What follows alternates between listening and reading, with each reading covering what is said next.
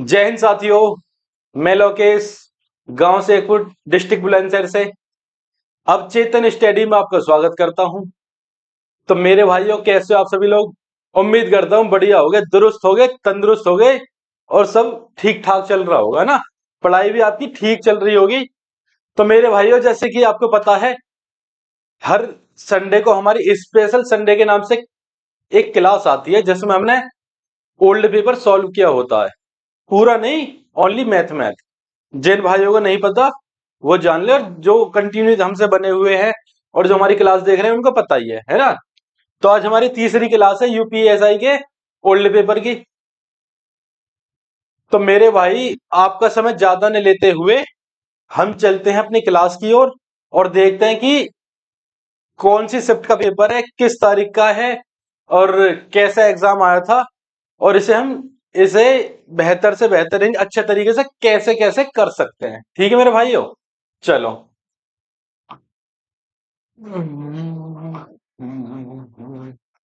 देखो साथियों, अभी हम बात करते हैं शिफ्ट की, है ना। तो आधा पेपर कटा हुआ है क्योंकि एग्जाम टाइम का जो फोटो था वो गायब है। तो आधा पेपर मुझे लग रहा है, आधा पेपर गायब है आंसर की में। लेकिन हम सारा पेपर कवर कर लेंगे, कोई दिक्कत नहीं, ठीक है। अब देखो, पंकज ये हमारा यार है, हमारा दोस्त है ना। और पुलिस में ही था पहले, अब ये डॉक्टर साहब बन गए, डॉक्टर हो गए ना। तो इन्होंने रिजाइन कर दिया है पुलिस विभाग को। देखो, एग्जाम टाइम यानी कि 9 से 11 बजे तक, एग्जाम डेट यानी कि 2 दिसंबर 2021। ठीक है साथियों, 2 दिसंबर 2021 का ये एग्जाम है। और सही है, ठीक है साथियों। अब चलते हैं हम अपने मैथ के क्वेश्चनों की ओर। और जैसे कि आपको पता ही है, जो हमारा मैथ है उसमें जो रीजनिंग आ रही है, यानी कि उसे हम छोड़ेंगे क्योंकि 40 क्वेश्चन की क्लास बहुत लंबी हो जाती है और बहुत बड़ी हो जाएगी। तो आपको एक चीज से अवगत कराना चाहता हूं, हमारे दरोगा जी हैं एसआई मनीष कुमार, ठीक है। तो उन्होंने रीजनिंग का अलग से पीवाईक्यू चला रखा है, और वो भी ओल्ड पेपर ला रखा, मतलब उनकी भी आज क्लास आएगी संडे में। तो जिन्हें रीजनिंग देखनी हो या रीजनिंग नहीं आती हो तो वहां से आप देख सकते हैं। ठीक है साथियों, चलो। तो मनीष साहब की क्लास आप जरूर देखें।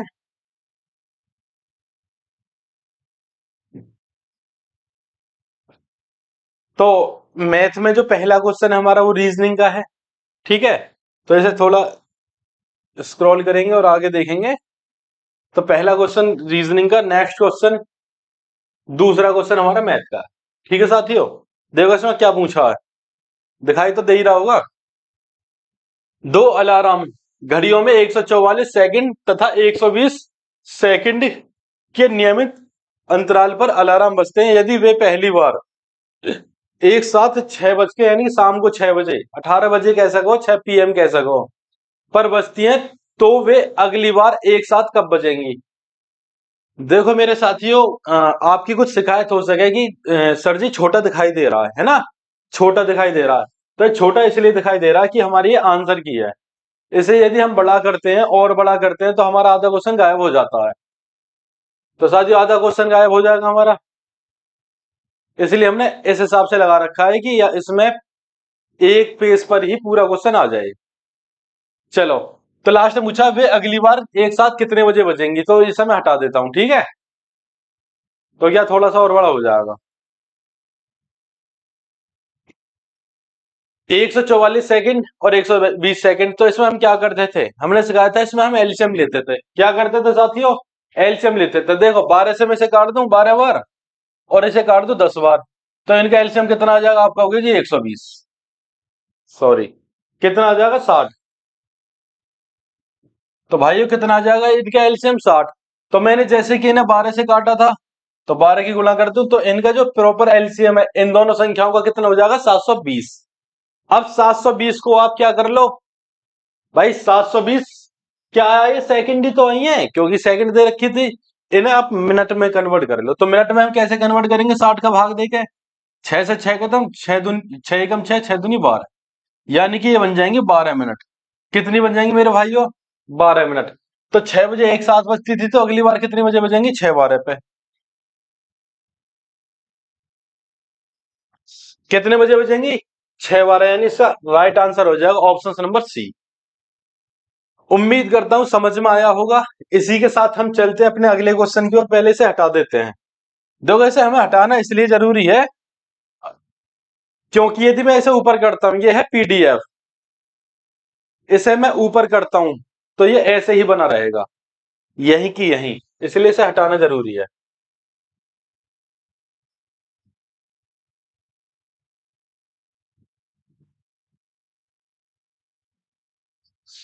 ये दिक्कत करेगा फिर।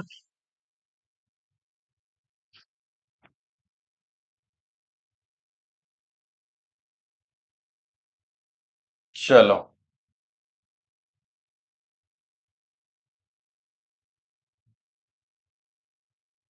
18% की छूट के बाद किसी मेज का विक्रय मूल्य 18,860 है। यदि क्रय मूल्य अंकित मूल्य का 60% है तो क्रय मूल्य ज्ञात कीजिए। देखो, 18% छूट दी, उसके बाद जो उसका एसपी निकल के आया, नहीं, जो उसका सेलिंग प्राइस यानी कि विक्रय मूल्य निकल के आया, इतना था। तो मैं ये कह सकता हूं, जब 18% छूट दे दी तो ये 82% की वैल्यू है। भाई, कितने की वैल्यू है? आप कहोगे जी 82 की है। 18860 कितने की वैल्यू है जी? 82 की है। ठीक है। अब जब मैं 82 का भाग दूंगा, इंटू 100 लगाऊंगा, समझ ना मेरी बात, तो अंकित मूल्य निकल के आ जाएगा। आप कहोगे हाँ जी। और जब अंकित मूल्य आ जाएगा तो मुझे अंकित मूल्य का ही तो 60% निकालना है। इसका नीचे 100 लगता तो ऊपर के 100 से नीचे का 100 खत्म हो जाता, तो उसे लिखने की जरूरत नहीं है। तो यहां तक बात क्लियर हुई। अब देखना मेरी बात, अब यहां हम डिजिटल सम का इस्तेमाल कर सकते हैं कैलकुलेशन में, क्योंकि यदि मैं इसे काटूंगा तो यहाँ नीचे 41 बन जाएगा, और 41 प्राइम नंबर है तो थोड़ी दिक्कत होगी ना फिर भाग देने में। अब डिजिटल सम की हमारी क्लास आ चुकी है, तो मैंने उसमें आपको बताया है कि हमें नीचे एक बनाना होता है। तो मेरे भाई, 8 2 10, 1 और 0, यदि उसे भी ऐड करूंगा तो नीचे ऑलरेडी पहले से ही एक है, तो मुझे एक बनाने की जरूरत तो है नहीं यहाँ। तो जब मुझे सारी चीजें मिल रही हैं तो मैं क्यों ना यहाँ डिजिटल सम का इस्तेमाल करूं, है ना। देखो, 8 1 9 खत्म, 8 से 14, और 14 को भी यदि मैं आपस में ऐड करूं तो यहाँ जो शेष आवेगा वो कितना आवेगा? 5। कितना आवेगा मेरे भाइयों? 5। अब देखो, यहाँ कितना शेष है? 6। यदि मैं इसकी गुणा करूं तो 6 पंजे 30, और 30 का भी कितना शेष आ जाएगा? 3। और यहाँ देख लो कहाँ 3 है। देखो, 8 1 9 3 बच रहा है पहले में, हो सकता है आंसर। जहां 3 मिलेगा हो सकता है, जहां नहीं मिलेगा 8 1 9 1 बच रहा, नहीं हो सकता। 8 1 9 पूरा कट रहा, नहीं हो सकता। 8 1 9 2 शेष बच रहा, नहीं हो सकता। अब देखो, मैंने गुणा भी ना करी और मैंने अपना सही आंसर भी निकाल लिया। और जो मेरे भाई गुणा करके देखना चाहते हैं वो करके देख सकते हैं, यहां मैंने सवाल जमा दिया है। ठीक है मेरे भाइयों, आप यहां से सवाल को देख सकते हैं। तो साथियों, चलते हैं नेक्स्ट क्वेश्चन की ओर। पहले से हटा लेते हैं।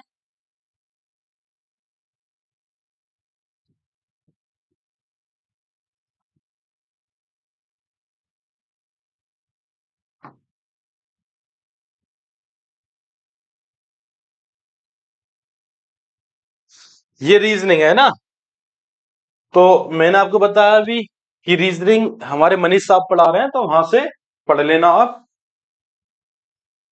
तो ये रीजनिंग के ऑप्शंस हैं। तो हमारा जो पहला क्वेश्चन है, मतलब यहां नेक्स्ट पेज का,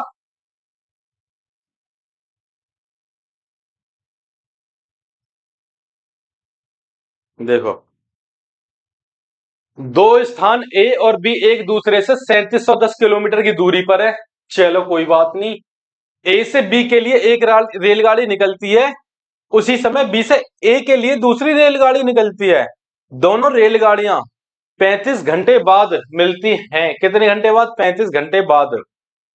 ए से बी तक जाने वाली रेलगाड़ी दूसरी रेलगाड़ी से 35 किलोमीटर तेज है, तो तेज रेलगाड़ी की चाल ज्ञात कीजिए। देखो मेरे भाइयों, हमें कुछ नहीं करना है, बस थोड़ा छोटा सा दिमाग लगाना है। कि छोटा सा दिमाग, जो 3710 किलोमीटर दूरी है, ये वाली दूरी, भाई ये कह रहा है 35 घंटे बाद मिल रही है, तो एक रेलगाड़ी इधर से आ रही होगी, एक इधर से आ रही होगी, दोनों मिल गई 35 घंटे बाद। तो मैं ये कह सकता हूं दोनों रेलगाड़ियों ने ये दूरी 35 घंटे में कवर कर ली। कर ली नहीं कर ली? आप कहोगे हाँ जी। भाई 35 घंटे में ही तो कवर करी जब दोनों मिल गई। दोनों जब मिल गई तो 35 घंटे में ये दूरी कवर हो गई। और यदि मैं इसमें भी अगर 35 का भाग दे दूं, कितने का? 35 का। तो मेरे पास क्या आ जाएगा? दोनों की स्पीड, जो दोनों रफ्तार से आई होंगी, दोनों की स्पीड मेरे पास आ जाएगी। दोनों की स्पीड का योग मेरे पास आ जाएगा।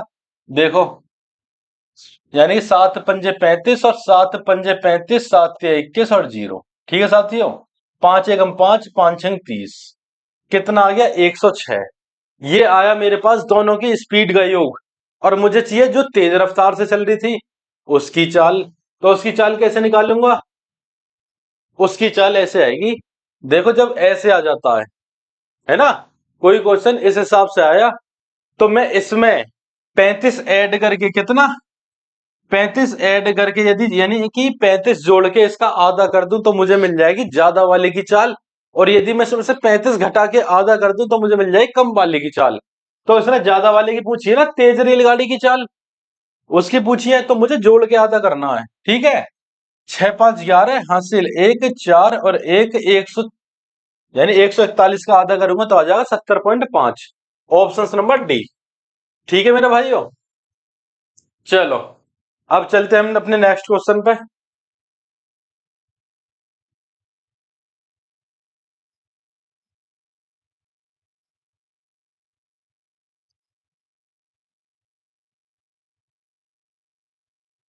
क्वेश्चन नंबर 7 रीजनिंग का है। 8वें पे आ जाओ। इससे पहले क्या है? इससे पहले वही है जो अभी छोड़ के आए हैं हम पिछले पेज पे। अब 8वें पे आ जाओ, है ना।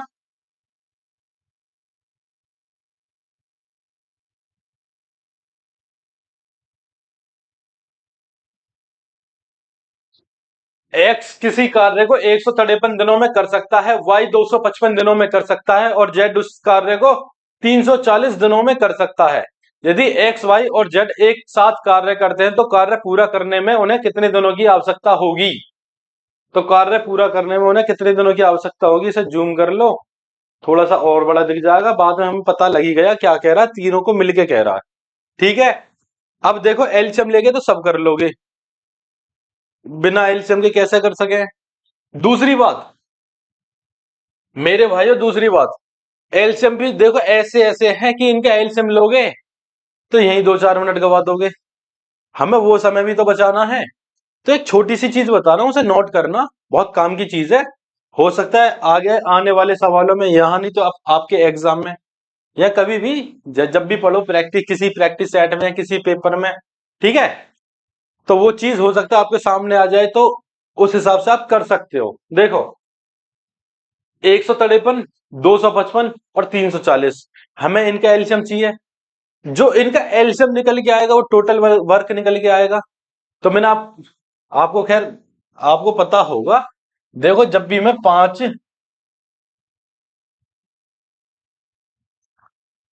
मान लो 5, 3 और 10 का एलसीएम लूं, तो इनका जो एलसीएम आएगा वही आएगा जो तीनों संख्याओं से कटेगा, और छोटी से छोटी संख्या। आप कहोगे हाँ जी। अब देखो, जो भी एलसीएम आएगा, सिंपल सी बात है, उसका इकाई अंक 0 होगा। क्योंकि मेरे पास 10 है, मुझे 10 का एलसीएम लेना, तो उसका अंक भी 0 होगा जो एलसीएम निकल के आएगा। आप कहोगे हाँ जी। तो मेरे भाई, जब यहां मेरे पास 340 है, जब मैं इनका एलसीएम लूंगा तो जो इनका एलसीएम आएगा, तो क्या उसका इकाई अंक 0 नहीं होगा?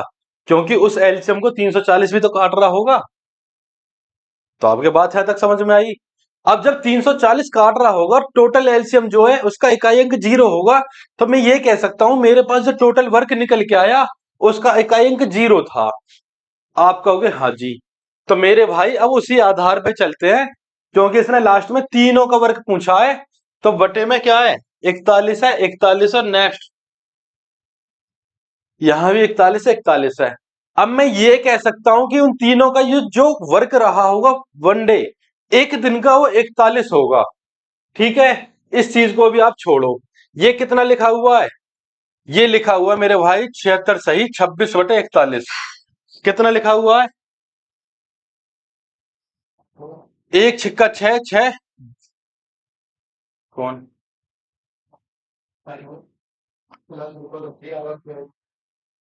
तो मेरे भाई ये लिखा हुआ 74, 74 सही 26/41। कितना? 74 सही 26/41। एक चौका चार और छह, कितना आ गया? इकाई अंक जीरो। इसका मतलब ये है, जो ऊपर आएगा वो टोटल वर्क होगा, जो नीचे लिखा होगा वो वन डे यानी एक दिन का वर्क होगा। तो मेरे भाई एक चौका चार और चार छह 10 यानी इकाई अंक जीरो। भाई मुझे तो इकाई अंक देखना है, तो इकाई अंक क्या आ गया? जीरो आ गया। इसका मतलब ये हो गया, जो ऊपर टोटल वर्क रहा होगा उसका इकाई अंक जीरो होगा। तो यहां तक बात इतनी समझ में आई कि ये हमारा आंसर हो सकता है नहीं? हो सकता है। तो ये हमारा पहला ऑप्शन था। अब दूसरे में देख लो। भाई दूसरे में क्या? 76 सही 26/41। तो एक चिक्का छह, तो छह छह 12, यहां तो इकाई अंक दो बन रहा है। तो ये नहीं हो सकता दूसरा वाला, पहला वाला हो सकता है। चलो, अब तीसरे पे आते हैं। एक की छह में करूंगा, ये तो खैर ऊपर वाला ऑप्शन है। देखो और वाला दिख जाएगा तुम्हें ऑप्शन है ना, अब सही दिखाई देगा। भाई यहाँ देखो, एक की जीरो में करी जीरो और छह जोड़ा तो इकाई अंक कितना आ गया? छह। तो ये भी नहीं हो सकता, क्योंकि मुझे इकाई अंक क्या चाहिए? मुझे इकाई अंक चाहिए जीरो। एक दूनी दो, दो और छह आठ, यहाँ इकाई अंक आठ हो गया, तो ये भी नहीं हो सकता। मुझे इकाई अंक क्या चाहिए? मुझे इकाई अंक चाहिए जीरो। तो इस आधार पर जो मेरा आंसर बनेगा ऑप्शन नंबर ए। क्या बनेगा? ऑप्शन नंबर ए, क्योंकि एक चौका चार, चार छह 10, जीरो इसी में बन रहा है। ये सवाल मैंने तुम्हें समझाया है, करा नहीं है। और बस हमारी जो बुद्धि है, हमें अपनी मतलब जो विवेक है इतना लगाना है, हमें अपनी जो तर्क क्षमता है, ठीक है, इतनी मजबूत करनी है कि हमें बस देखते ही पता लग जाए कि इसमें ये तरीका लगेगा और हम इससे इस तरीके से कर सकें और इसका आंसर ये आ जाए। ठीक है। तो एल्शियम लेना तो तुम्हें पता यार थोड़ा हार्ड है। हार्ड तो खैर ना है, लेकिन समय ज्यादा खाएगा, तो उस चीजें हम हार्ड ही मानेंगे। ठीक है। चलो, अब चलते नेक्स्ट क्वेश्चन पे।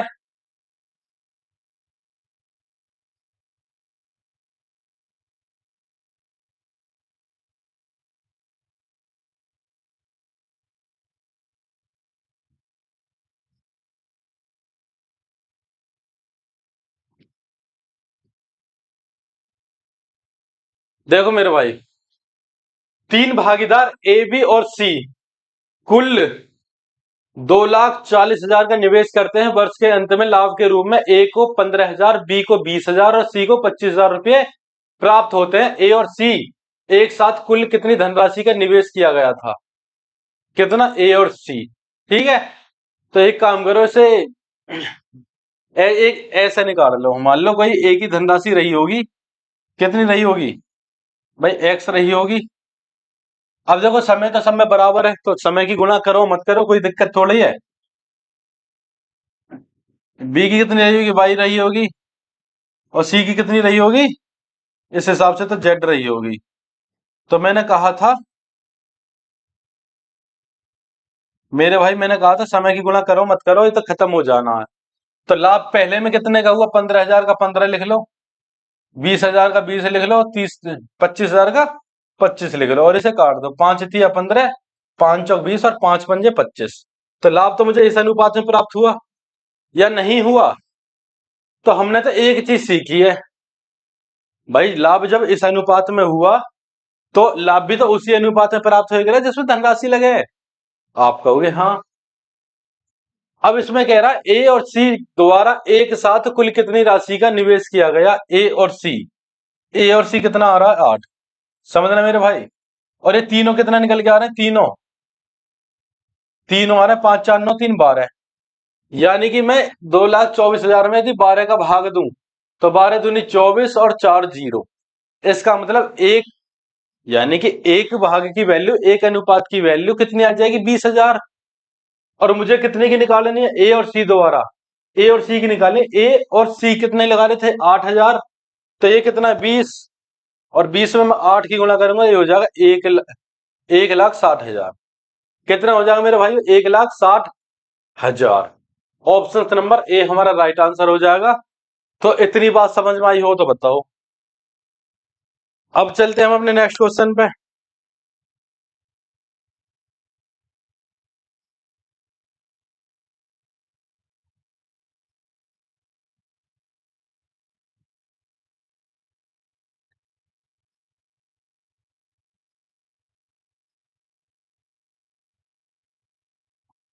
देखो, ये एक ग्राफ है,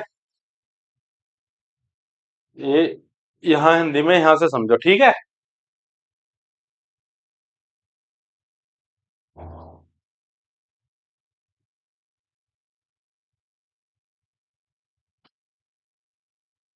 दिए गए प्रश्न का उत्तर देने के लिए निम्नलिखित आरेख का ध्यान पूर्वक अध्ययन कीजिए। सभी विभागों में विद्यार्थियों का प्रतिशत, ई एंड आई विभाग में विद्यार्थियों की संख्या, यानी हमारा क्वेश्चन बन गया यहाँ, ये वाला हमारा क्वेश्चन बन गया, ये कह रहा है, ठीक है। E and I, E and I कौन सा, ये वाला है भाई, ये रहा ई आई, ठीक है। हो सकता है आपको दिखाई दे रहा हो या ना दिखाई दे रहा हो। ई आई पूछ रहा तो मैं इसे ऊपर कर देता हूं,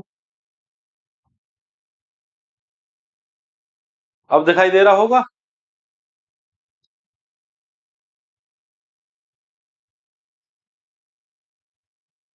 अब देखो, सबसे पहले देखो हमें कहाँ ध्यान देना भाई, प्रतिशत तो, जब प्रतिशत की बात आएगी तो हाँ, यहाँ जो होगा कहीं भी 100% से होगा, और जब डिग्री की बात आएगी तो 360 डिग्री से होगा, क्योंकि ये हमारा गोल है ना।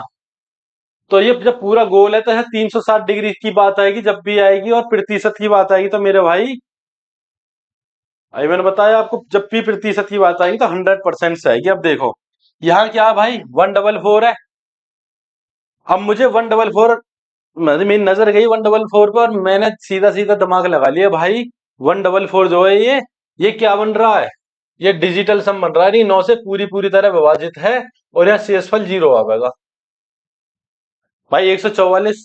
अब इसका आप कितना भी प्रतिशत निकाल लो, 1 2 3 4 5 6 10 20, कितना भी, जितना भी प्रतिशत इसका निकल के आएगा, उसका भी जो शेषफल है वो भी 0 ही आएगा, कितना आएगा, वो भी 0 आएगा। तो बात क्लियर।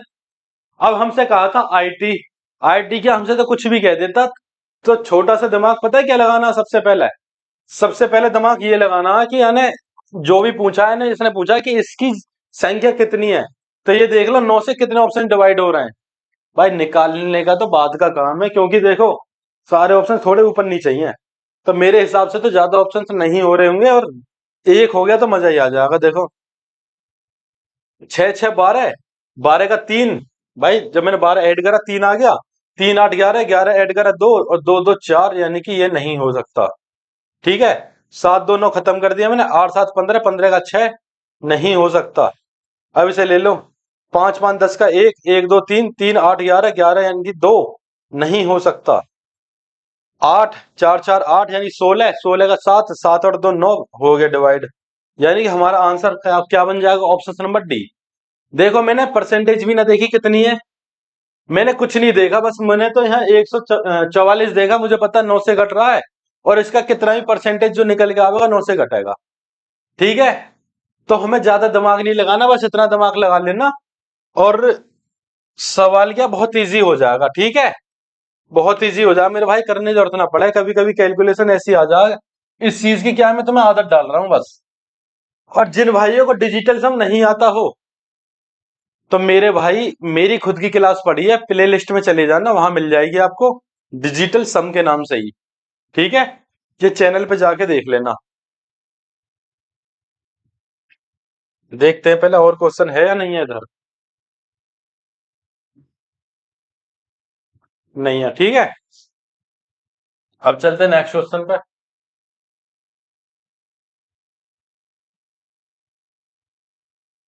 देखो,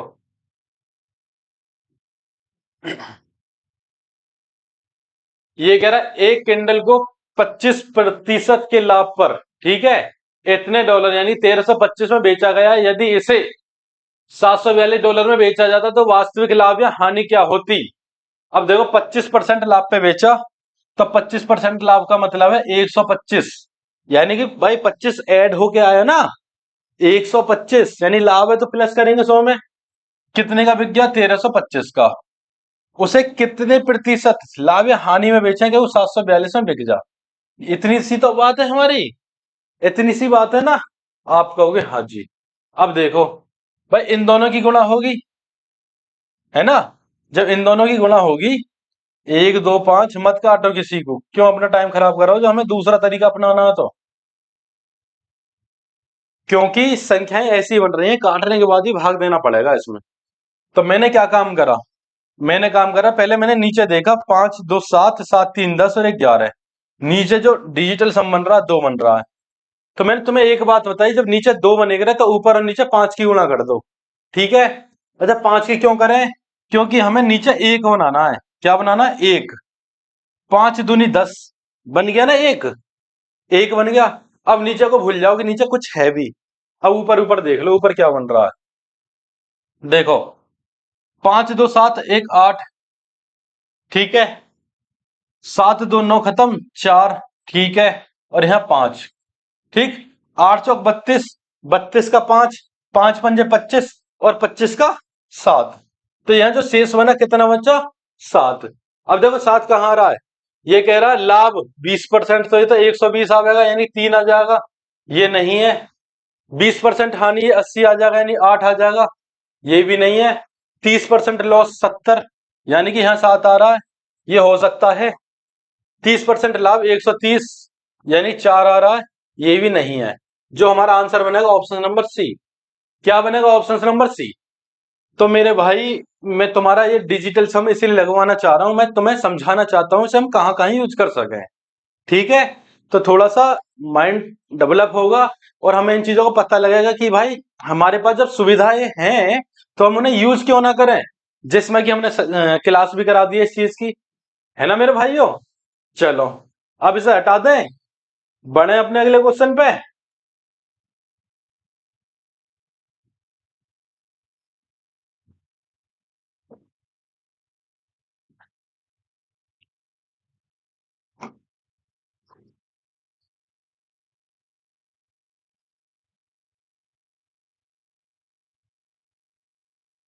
चलो,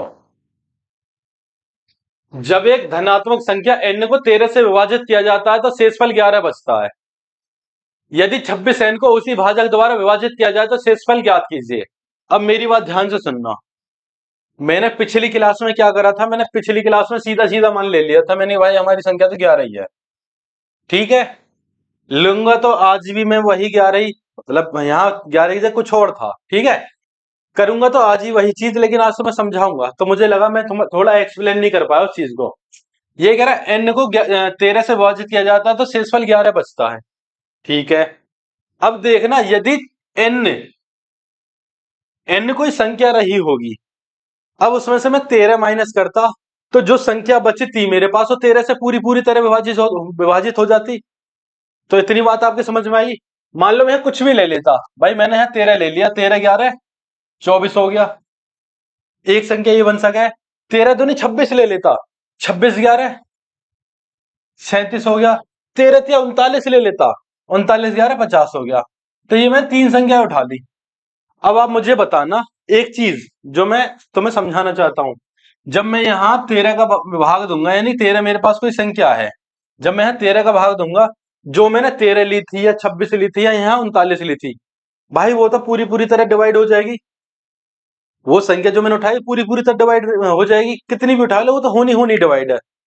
तो मेरे पास लास्ट में जो बचेगा वो शेषफल ही तो बचेगा 11। शेषफल ही तो बचेगा। भाई कोई भी जो संख्या रही होगी तो पूरी पूरी तरह डिवाइड होगी होगी ना 13 से। तो लास्ट में जो मेरे पास बचता है वो क्या बचता है? शेषफल बचता है। इसलिए मैंने सीधा सीधा 11 उठा लिया था। हम संख्या क्यों माने? क्योंकि वो तो कटी जाती है। अब जब हमने भाजक को 11 माना था, नहीं भाजक तो यहाँ 13 है, भाज्य को 11 मान लिया, यानी जिसमें भाग गया। ठीक है। भाज्य को 11 मान लिया तो भाजक तो मेरे पास 13 है। अब मैं 13 का भाग 11 में दूंगा। तो मैंने शेषफल वाली क्लास में पढ़ा है, जब भाज्य छोटा हो भाजक से तो हमेशा वही शेषफल होएगा। तो शेषफल भी यही है और भाज्य भी यही है।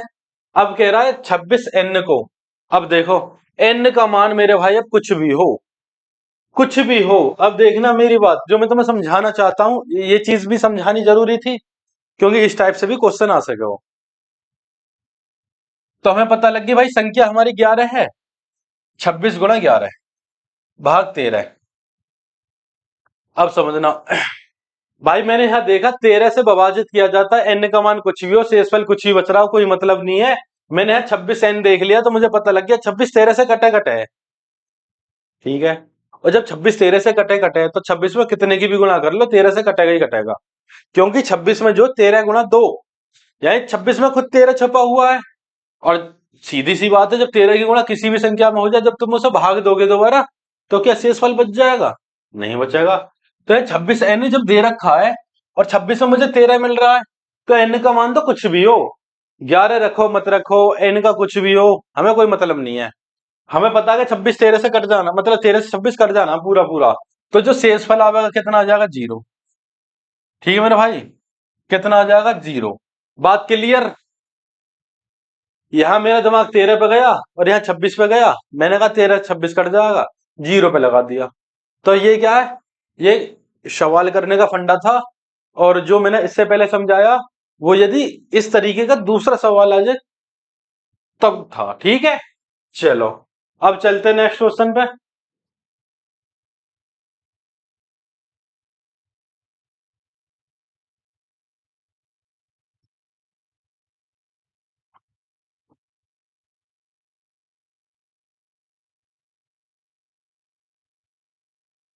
देखो जी, 3600 के 50% के 40% के 30% के 20% का मान ज्ञात कीजिए। अब देखना मेरी बात, अब इसका इतना इतना इतना परसेंट निकलवा रहा है, तो कहीं ना कहीं ये कह रहा है तुम कैलकुलेशन करो और मुझे अपना टाइम दे दो, है ना? लेकिन हमने भी ठान लिया है, हमें अपना समय ही नहीं देना और हम कैलकुलेशन भी कर जाएंगे। ठान लिया ना, इसीलिए मैंने डिजिटल सम की क्लास पढ़ाई। उसमें क्या पढ़ाया था मैंने? देख लेना मेरे भाई, जिन्होंने नहीं देखी हो, जिन्होंने देख लियो तो उनकी समझ में बहुत अच्छे तरीके से आ रहा होगा मैं करवाना क्या चाह रहा हूं। यहां मेरी निगाह गई 3600 पे। अब इसका कितना भी परसेंटेज निकालते चले जाओ। अब मुझे पता है कि 3600 में, भाई 3600 में मुझे 9 मिल गया। कितना मिल गया? 3600 में मुझे 9 मिल गया। मिल गया 9 या नहीं मिला? या ये देख लो, 3600 से 9, 3600 जो 9 से कट रहा है, नहीं कट रहा। जब मुझे 9 मिल गया, कितना भी मान निकल वाला हो, जो मान निकल के आएगा मेरा वो 9 से विभाजित होगा। जैसे ही जो वैनारेख आया था ना, उसमें मैंने बताया था कि मुझे वहां 144 मिल गया, और उसका कितना भी प्रतिशत निकाल लो, 9 से कटेगा। यही तरीका यहाँ, जब यहाँ 3600 मिल गया, तो इसके कितने प्रतिशत निकालते चले जाओ, 9 से ही कटना मेरे भाई आंसर। पहले में देखो 9 है, 4 2 6 3 9, पहला कट रहा है। 4 2 6 7 नहीं कट रहा। 4 5 9 2 11, दो दो बच रहा, नहीं कट रहा। 7 2 9, 4 बच रहा, नहीं कट रहा। तो मेरे भाई हमारा आंसर कितना हो जाएगा? देखो मैंने परसेंटेज भी ना निकाल ली। यही चीज तो मैं तुम्हें सिखाना चाहता हूं मेरे भाई, यही चीज मैं सिखाना चाहता हूं तुम्हें, कि हमें बस हमारी निगाह गई 3600 पे और हमने अपना कैलकुलेशन स्टार्ट कर दी। भैया कौन सा ऑप्शन 9 से कट रहा, हमें दिमाग लगाना ही नहीं है, बस यही तो आंसर पकड़ना है। हम तो ना कर रहे कैलकुलेशन, एग्जामिनर चाहे कुछ भी हो। और मैं एक बात बताऊं, ये एग्जामिनर ने इसीलिए दिया 3600 कि हम ऐसे लगा सकें, क्योंकि कैलकुलेशन करने के लिए तो हम पे बहुत बहुत कुछ है। तो हम अपना दिमाग इसमें क्यों खर्च करें? हम तो उसमें खर्च करेंगे ना जहां वास्तव में जरूरत होगी कैलकुलेशन की, है ना? चलो अब चलते हैं हम अपने नेक्स्ट क्वेश्चन पे। ये सारी चीजें पता है क्यों आसान हो रही हैं? एक डिजिटल सम के माध्यम से, जिसकी क्लास हमने करा दी है। अच्छा एक चीज और बताना चाहूंगा तुम्हें, यदि तुम चाहते हो, कमेंट करके बता देना यदि आप चाहते हो क्या, जैसे हम डिजिटल सम की क्लास लाएं, ऐसे ही यदि दो चार क्लास और लाएं जिनसे तुम्हारी कैलकुलेशन और इजी हो, तो कमेंट करके बता देना, ऐसी ऐसी क्लास ले आऊंगा। आप ये कहोगे यार कैलकुलेशन वास्तव में चुटकियों में हो रही है। एक क्लास ले आएंगे हम अप्रोक्स मेथड की, ठीक है, जहां मान गई चीजें उधेड़ी जाएंगी, मान गई उधेड़ी जाएंगी, ठीक है। बस तुम बता देना मुझे कमेंट में क्या आनी चाहिए क्लास, आना जा तो बता दी हूं। देखो, उस शंकु का वक्र पृष्ठीय क्षेत्रफल ज्ञात कीजिए जिसकी त्रिज्या 13 सेंटीमीटर और तिर्यक ऊंचाई 21 सेंटीमीटर है। कितनी है? 21 सेंटीमीटर।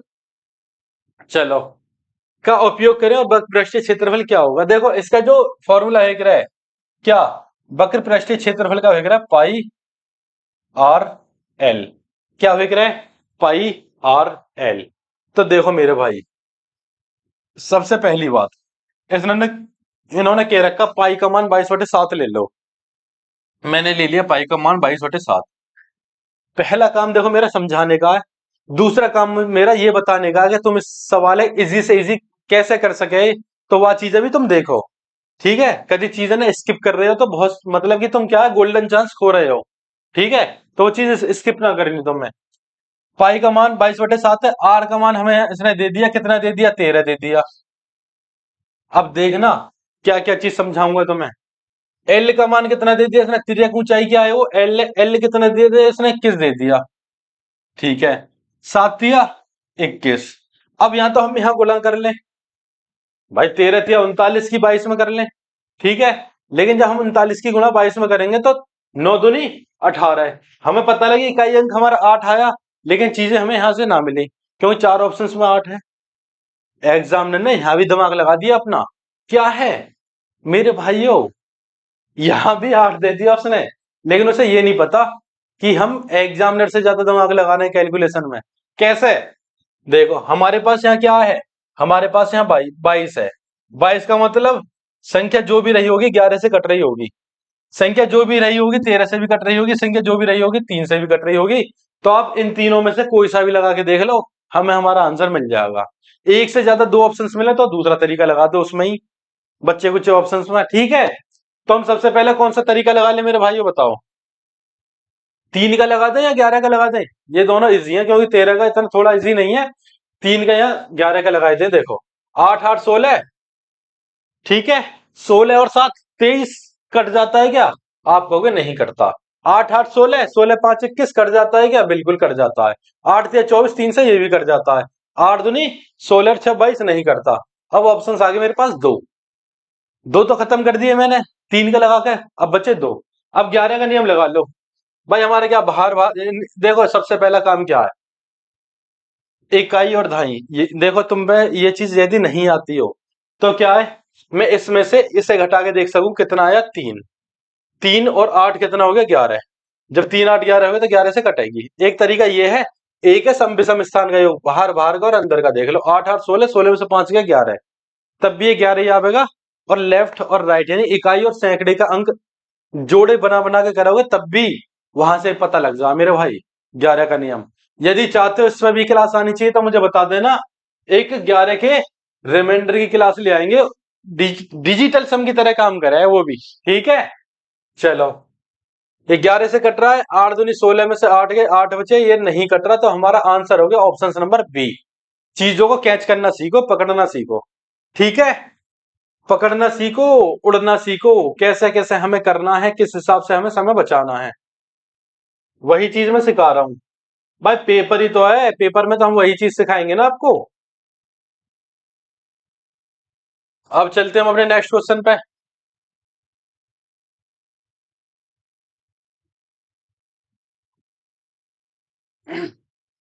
अशोक शांत जल में 43.5 किलोमीटर चाल की नाव से, मतलब चाल से नाव चलाता है। यदि नदी 14.5 पर बह रही है तो उसे एक स्थान तक जाने और वापस आने में 90 मिनट का समय लगता है। वह स्थान आरंभिक बिंदु से कितनी दूरी पर है? तो मेरे भाई मेरी बात ध्यान से सुनो पहले। देखो आपके सिलेबस में नावधारा का सवाल ना है, लेकिन नावधारा फिर भी आ गई, इसीलिए कहूं जो छोड़ रखे है ना उसने, उसे भी पढ़ो तुम, क्योंकि उसने विविध तो दे रखा है।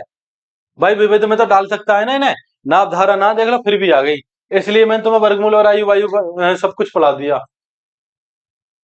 शांत जल में देखो इतने से क्या है, नाव जा रही है, मान लो कोई x किलोमीटर दूरी रही होगी, जब हम धारा की दिशा में जाएंगे तो दोनों की चाल जुड़ेगी, x प्लस वाई की चाल जुड़ेगी, मतलब कि यहां तो एक्स वाई ना मान सकते क्योंकि मैंने यहाँ x दूरी मान ली। लेकिन जब जाएंगे धारा की दिशा में तो नाव की और धारा की चाल जुड़ेगी।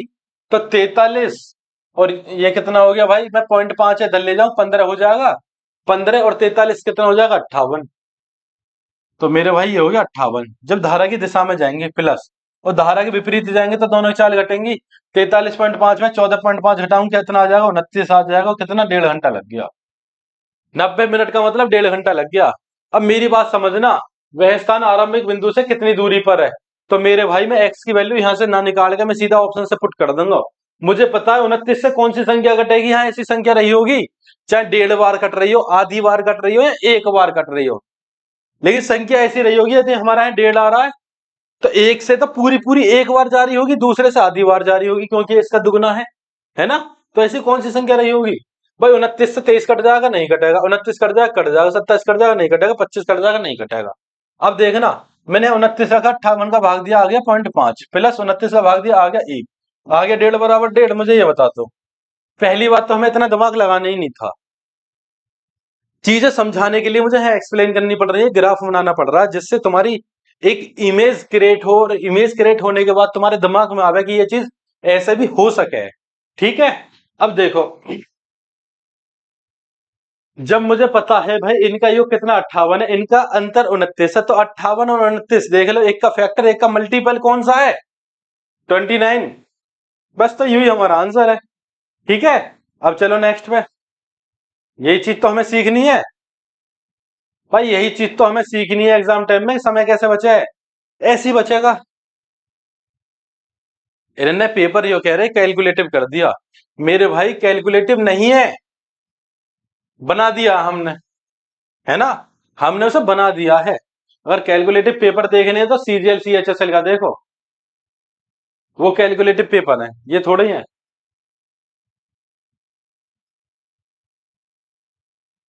हाँ, दो तीन सवाल हो सके ऐसे कि ऐसे हो जो जब वास्तव में कि भाई उनमें कैलकुलेशन करनी पड़ रही है, लेकिन मेरे भाइयों हमने और सवालों से इतना समय बचा लिया कि हम वहां समय लगा सकें, है ना। तो हमें यही तो करना कि और सवालों से समय बचाना है, और जहां वास्तव में जायज जरूरत है तो वहां लगा सको, क्या दिक्कत है ना। क्योंकि हम टीचर थोड़े ही हैं, स्टूडेंट हैं, तो स्टूडेंट भाई मास्टर हो सके सवाल में समय ज्यादा बचा लेता, हो सके उन दो तीन पे बचा लेता, लेकिन हमें तो हमारे हिसाब से सवाल करने हैं, और हम स्टूडेंट हैं तो हमें अपने तरीके से करने हैं, है ना। चलो, देखो ऊपर तो रीजनिंग के क्वेश्चन है ना। अब चलते हैं इस पे, एक ही क्वेश्चन है शायद लास्ट में, मुझे लगे मैथ का। हाँ, दो क्वेश्चन है इस पे।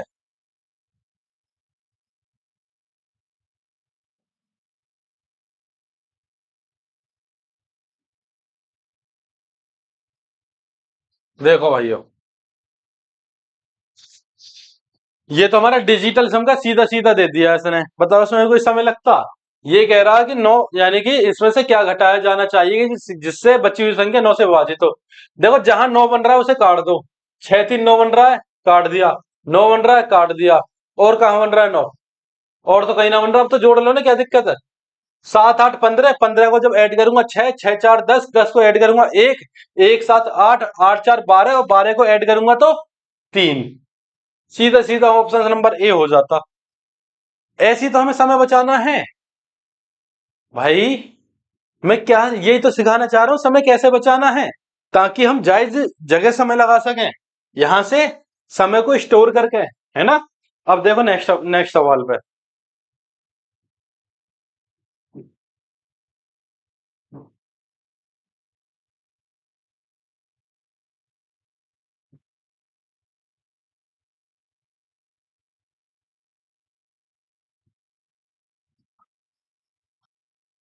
ए ने एक वस्तु खरीदी और उसकी मरम्मत पर 550 रुपये खर्च किए, फिर इसने इसे 10% लाभ पर बी को बेच दिया, बी ने इसे 20% हानि पर सी को बेच दिया, अंत अरंत सी ने इसे 30% लाभ इतने में बेच दिया। जब वैल्यू दे रखी है तो सीधा सीधा कर लो।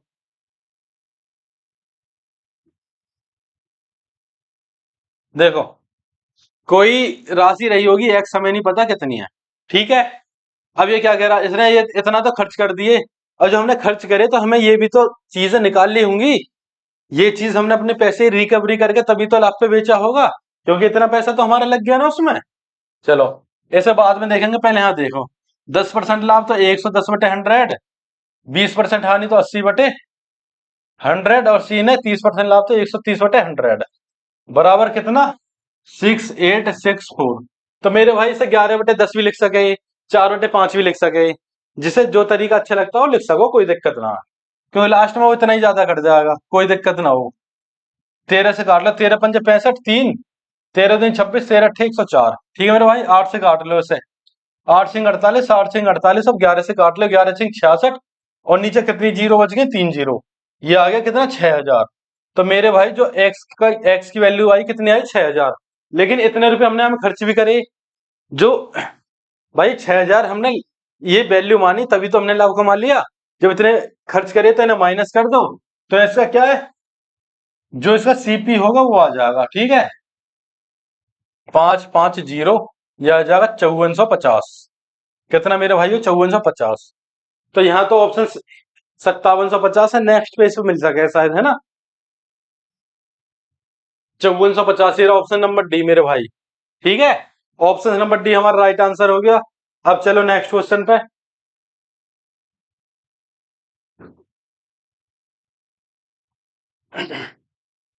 पॉइंट 3585858, देखो यहाँ जो क्या हो रहा है, जो बार बार आ रहा है, बार वाले क्वेश्चन देख लेना, मैंने क्लास करा दी है, बहुत ही गजब पढ़ाया है।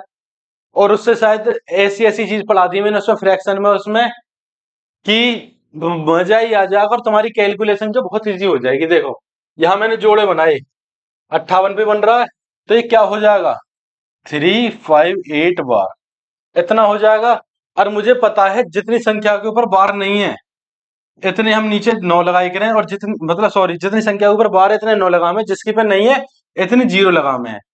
तो बात क्लियर, जितने पे बार है इतने 9, जितने पे नहीं है इतनी 0। अब जैसे ये आया भाई, मैंने सीधा सीधा क्या लिख दिया? पूरा 58 लिख दिया।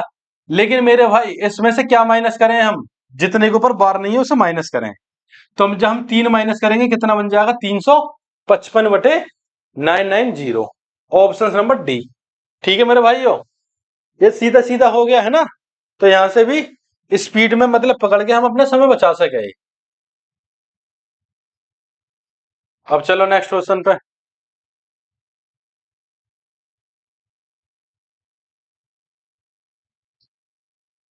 उस समांतर श्रेणी के पहले 151 पदों का योगफल ज्ञात कीजिए, जिसका पहला पद और तीसरा पद क्रम से 175 और 180 है। देखो पहला पद कितना है? 175। तीसरा पद कितना है? 185, सॉरी, तीसरा पद कितना है? 185। इन दोनों के बीच में कौन सा आ रहा है? 180। भाई 5-5 का गैप हो गया, नहीं हो गया? यहीं से पता लग गया हमें। तो हमें पता है कि 5-5 का डिफरेंस चल रहा। ठीक है, पहला पद हमें पता लग गया।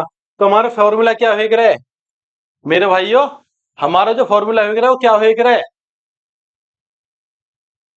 वो एक रहा है n/2 कोष्टक में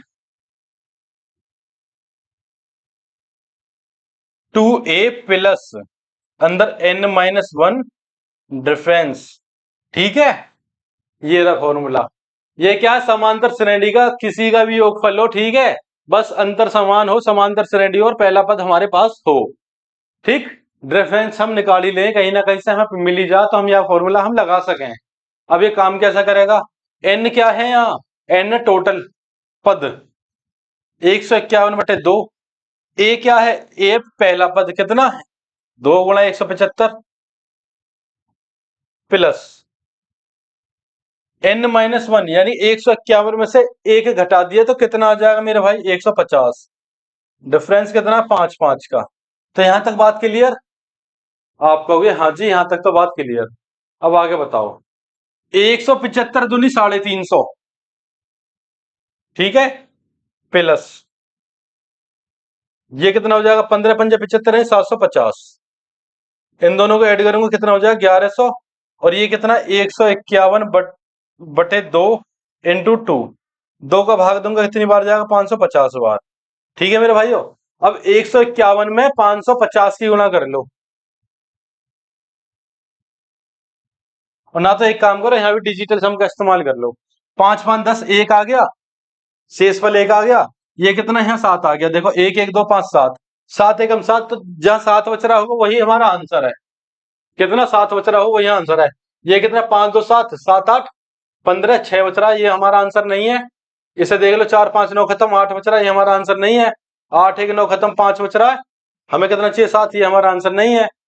ये कितना हो गया? 5 8 8 8 16, 16 का कितना हो जाएगा? 7। तो ये हमारा लास्ट वाला ऑप्शन नंबर डी हमारा आंसर है। ठीक है मेरे भाइयों, तो हम ऐसे भी कर सकें और जैसे बढ़िया लगे ऐसे कर सके, बाकी हमने सवाल निकालना सिखा दिया।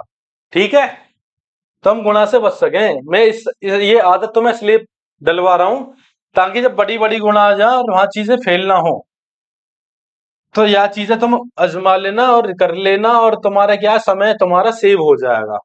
ठीक है, समय ही तो हमें बचाना है, वो समय हमारा सेव हो जाएगा।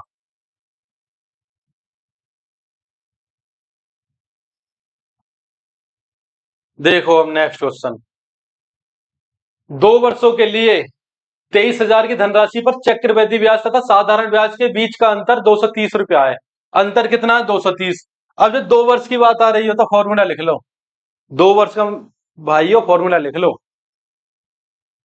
अंतर बराबर कब है ये? 2 वर्ष के लिए।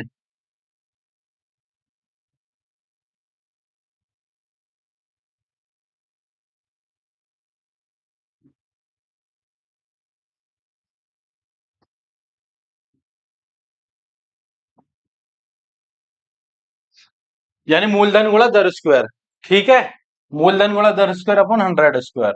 बस ये वाला फॉर्मूला लिख लो, इससे क्या है 2 साल का तुम्हारा ब्याज निकल जाएगा। ठीक है मेरे भाइयों, चलो।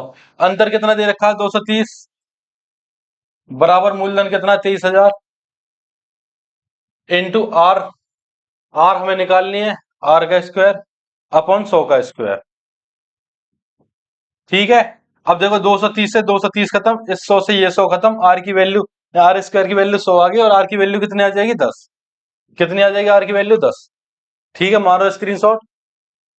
यदि समझ में नहीं आ रहा हो तो देख लो, फॉर्मूला में लिख दिया, खुद वैल्यू पुट करके लिख लो। ठीक है, चलो इसे अब हटा दें।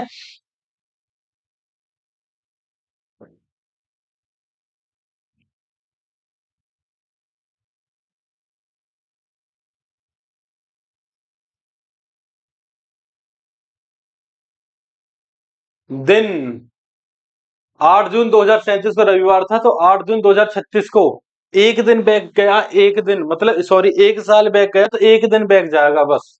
ठीक है, रविवार तो सैटरडे हो जाएगा इसमें। हाँ देखो ये सवाल है अब।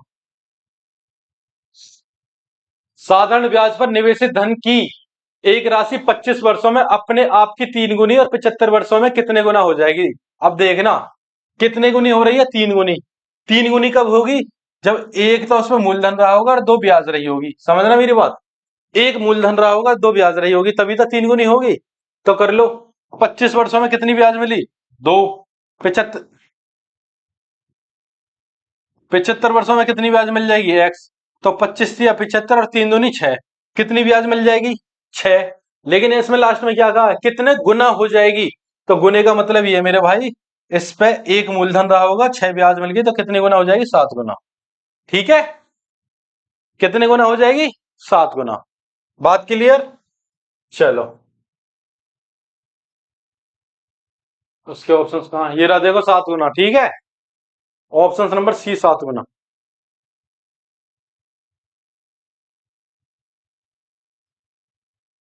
तीन संख्याएं 19, 21, 23 के अनुपात में है यदि तीसरी संख्या के 3 गुना, पहली संख्या सॉरी, तीसरी के 3 गुना। देखो तीसरी कौन सी है? 23 है। 23 का 3 गुना कितना हो जाएगा? 69। ठीक, कह रहा है तीसरी का 3 गुना 69 हो गया। पहली तथा दूसरी संख्या के योगफल, पहली तथा दूसरी संख्या के योगफल कितना हो जाएगा? 40 हो जाएगा। का अंतर 841 है, का अंतर 841 है। इनका अंतर कितना मेरे भाइयों? इनका अंतर है 29 बराबर 841, और ये इसका स्क्वायर हो गया तो 29 बार ही खत्म होगा। कितना आ जाएगा? 29 ही आ जाएगा। पहली और तीसरी संख्या के बीच का अंतर क्या है? तो एक अनुपात की वैल्यू 20 आ गई, 29। पहली और तीसरी का अंतर पूछ रहा, तो पहली और तीसरी का अंतर कितना? 4। यहाँ 4 की गुणा कर देंगे, कितना आ जाएगा? 116। कितना आ जाएगा मेरे भाइयों? 116, ऑप्शन नंबर बी। ठीक है, बात समझ में आई?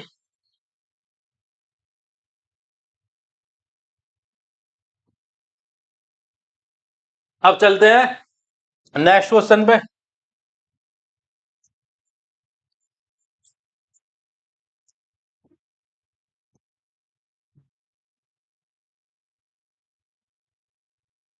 यदि एक गुणोत्तर श्रेणी जीपी का प्रथम पद 16 और सार अनुपात 6 है, तो इसके चार पदों का योगफल ज्ञात कीजिए। कितने?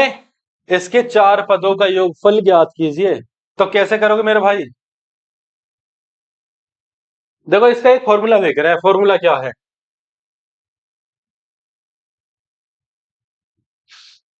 रे रे रे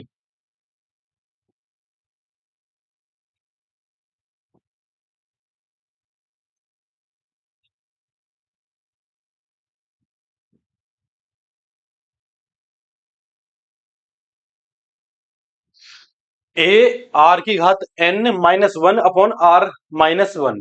ए क्या है यहाँ, ए 16 है, आर क्या है यहाँ, आर 6 है, n क्या है यहाँ, n मेरे भाई 4 है। कितना है, 4। अब देखो आगे,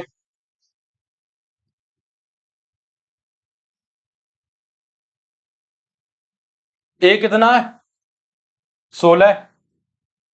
अब देखो 6 की घात 4, भाई 6 का स्क्वायर कितना निकला, 36। क्यूब कितने निकला, 216। और घात 4 कितने निकला, 1296।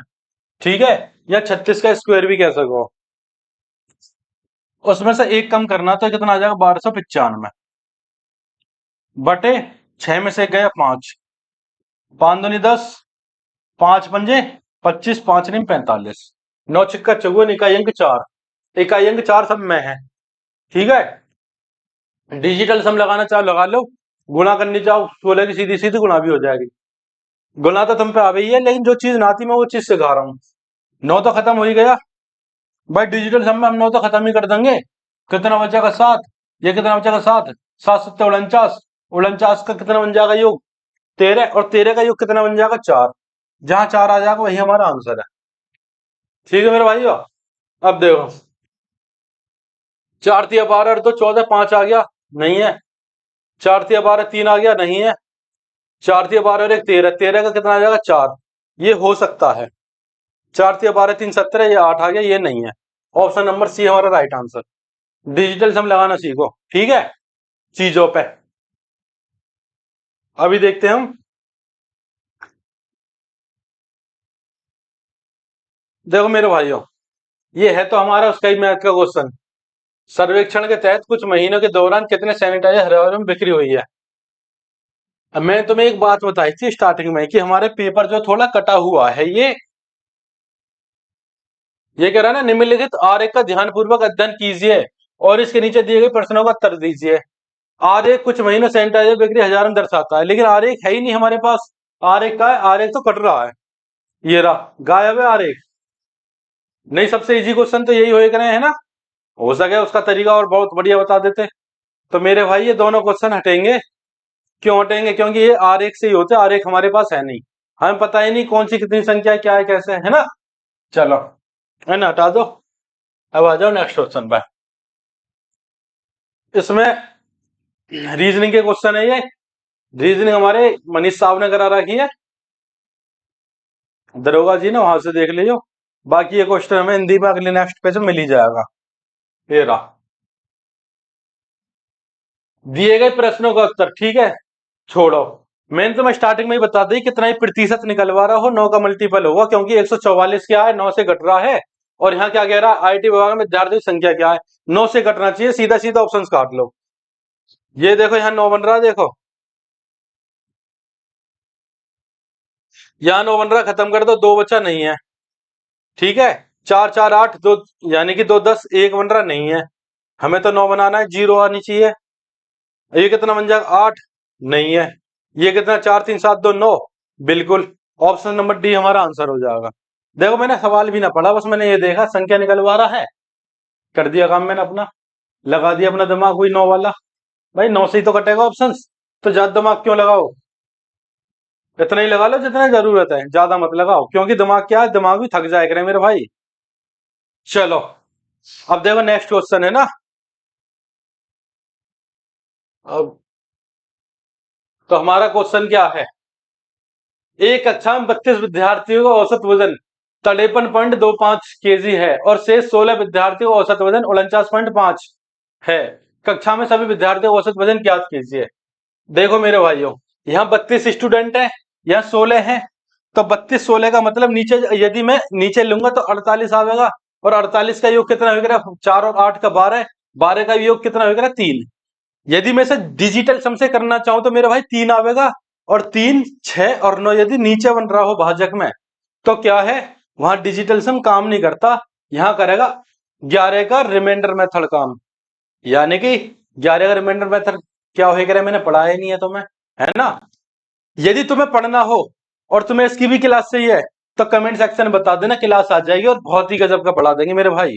ठीक है, अब देख लो इसे, इसे दूसरे तरीके से कैसे कर सकें, जब यहाँ 9 का डिजिटल सम काम नहीं करेगा, तो ऐसे करना क्या है, 32 की गुणा 53.25 प्लस 16 गुणा 49.5 बटे 48। यही काम तो करना है भाई। इनका योग निकाल के भाग। अब देखो कैसे करोगे भाई, मेरा मानना ये है, तुम 16 क्या है, 16 कॉमन ले लो। जब मैं 16 कॉमन ले लिया तो अंदर 2 बचा, और 2 की गुणा में इसमें करूंगा, 53 दूनी 106, कितना आ जाएगा, 106.5 आ जाएगा, प्लस 16 मैंने बाहर कॉमन ले लिया, ये कितना बचेगा, 49.5। ठीक है, बात क्लियर। जब मैं इन दोनों ने जोड़ दूंगा तो ये पूरा 50 हो जाएगा, 50, और ये कितना हो जाएगा, 156। 156 गुणा 16 बटे 48। 16 तिया 48, 3 बार खत्म, 3 पंजे 15, 3 दूनी 6, यानी ये आ जाएगा 52, ऑप्शन नंबर ए। ठीक है मेरे भाइयों, तो ऐसे भी कर सको, क्या दिक्कत है भाई, हमें चीजें सेव भी तो करनी है। 2 सवाल और रह गए आपका, एक तो ग्राफ वाला ही रह गया और एक और है। तो ग्राफ वाले में क्या कह रहा, संख्या पूछ रहा है, देख लो 9 से कौन सा कट रहा है, 5 4 9 पहले ही कट रहा है, दूसरा 4 4 8 9, 8 9 17, 17 का योग 8 नहीं कट रहा, 5 4 9 2 11, 11 का 2 नहीं कट रहा, 5 4 9 1 नहीं कट रहा, ऑप्शन नंबर ए। ठीक है, क्यों काट रहे हैं हम ऐसे, ये चीज मैंने तुम्हें बताई दी है, समझा भी दी है। मुझे बस तुम 11 वाला बता देना, 11 वाली क्लास लानी चाहिए ना लानी चाहिए, कमेंट में। ठीक है भैया, ये है 4 प्लस, अब देखो यहाँ x मान लो तुम, क्वेश्चन मार्क की जगह हमें जो निकालना है यहाँ x मान लो। ठीक है, अब सवाल है तो मैं उतारना रहा, मैं यहीं से करना स्टार्ट कर देता हूँ। ठीक, यदि मैं 4 को मतलब 191 आप इधर ले आओ, 191 में इधर लिया तो कितना हो जाएगा, माइनस के 187 हो जाएंगे। ठीक है, चलो अब यहाँ कितना बचा, यहाँ बचा माइनस के, यानी कि √5 का स्क्वायर करूंगा, इससे ये खत्म हो जाएगा भाई, रूट से स्क्वायर खत्म हो जाएगा। तो यहाँ कितना बचा, -5, -5 है, इधर ले आओ, किधर, इधर, तो ये प्लस का हो जाएगा, जब प्लस का हो जाएगा तो -182 बराबर, ये इधर जाएंगे, ये इधर जाएंगे तो माइनस के हो जाएंगे, और जब माइनस के होंगे ये, और मैं इसका स्क्वायर करूंगा, 3 का स्क्वायर 9, और √5 का स्क्वायर 5। ठीक है, यहाँ क्या हमारे पास, यहाँ x है ही हमारा भाई, यहाँ हमारा x है ही, x तो कंटिन्यू चल रहा है ना इधर। चलो 9 पंजे 45, जब 45 इधर आएंगे तो प्लस के हो जाएंगे भाई, 9 पंजे 45 इधर इधर आएंगे तो प्लस के हो जाएंगे, इसमें से ऐसे घटा दूंगा, 12 में से 5 के 7, और तुम्हारा 7 में से 4 के 3 और 1, माइनस के 137 कितने बराबर, x बराबर, x बराबर कितने हो जाएंगे, -137, ऑप्शन नंबर सी हमारा राइट आंसर हो जाएगा। ठीक है मेरे भाइयों, 40, यानी कि हमने आज की क्लास में सारे क्वेश्चन कवर कर लिए। और मेरे भाइयों ये तुम जरूर बता देना कि तुम्हें 11 के रिमाइंडर मेथड की क्लास चाहिए या ना चाहिए, क्योंकि जैसे डिजिटल सम काम करे ऐसे 11 काम करे, जहां 9 फेल यानी कि 9 का डिजिटल फेल होगा, वहां 11 का रिमाइंडर मेथड काम करेगा। और तुम्हें अप्रोक्स मेथड की क्लास चाहिए ना चाहिए, तो ये चीजें तुम मुझे कमेंट सेक्शन में बता देना, तो क्या मैं इसमें काम करना स्टार्ट कर दूंगा, और तुम्हें 1 हफ्ते के अंदर अंदर ये क्लास ला के दे दूंगा। ठीक है मेरे भाइयों, तो इसी के साथ हम आज की क्लास में विराम लेते हैं। जय हिंद, जय भारत।